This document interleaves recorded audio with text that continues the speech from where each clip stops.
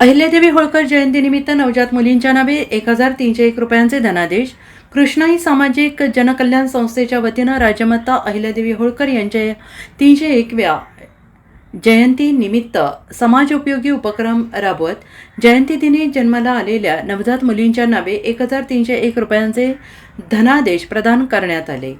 यावेळी आयोजित कार्यक्रमात काँग्रेसचे शहर जिल्हाध्यक्ष यांनी संस्थेच्या कार्याचे कौतुक करताना सांगितले की कृष्णाई सामाजिक जनकल्याण संस्था विविध सामाजिक उपक्रमांद्वारे समाजहिताचे कार्य सातत्याने करत आहे। राजमाता अहिल्यादेवी होळकर यांच्या जयंतीनिमित्त नवजात मुलींच्या सन्मानार्थ त्यांच्या मातांना 1301 रुपयांचा धनादेश देण्याचा उपक्रम स्त्री शक्तीचा गौरव करणारा असून समाजासाठी प्रेरणादायी आहे। तसेच संस्थेच्या पुढील वाटचालीला त्यांनी शुभेच्छा दिल्या आहेत। या कार्यक्रमाला प्रतापराव चव्हाण, बाळासाहेब खरात, भगवान जोशी, विनायक शिंदे, शाहनवाज फकीर, बाळासाहेब फोंडे, अरुण सुतार, स्वप्नील रसाळ, सतीश चव्हाण, नेहा बंडगर आदी मान्यवर उपस्थित होते।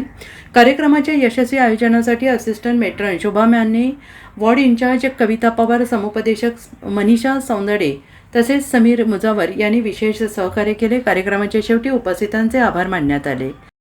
कृष्णाई नागरिक पतसंस्थेच्या वतीनं अहिल्या जयंतीच्या निमित्तानं जे जयंतीच्या दिवशी बाळ जन्मले 31 मेला त्या सर्वांचा इतिकोची फुल फुलाची पाकळी या रूपानं त्यांचं संगोपन करण्याच्या दृष्टीनं जो उपक्रम राबवला त्यासाठी मी प्रताप चव्हाण, जोशी साहेब, आमचे मित्र विनायक शिंदे साहेब या सर्वांजवळ सर्व स्टाफ सगळ्यांचा मी आभार मानतो।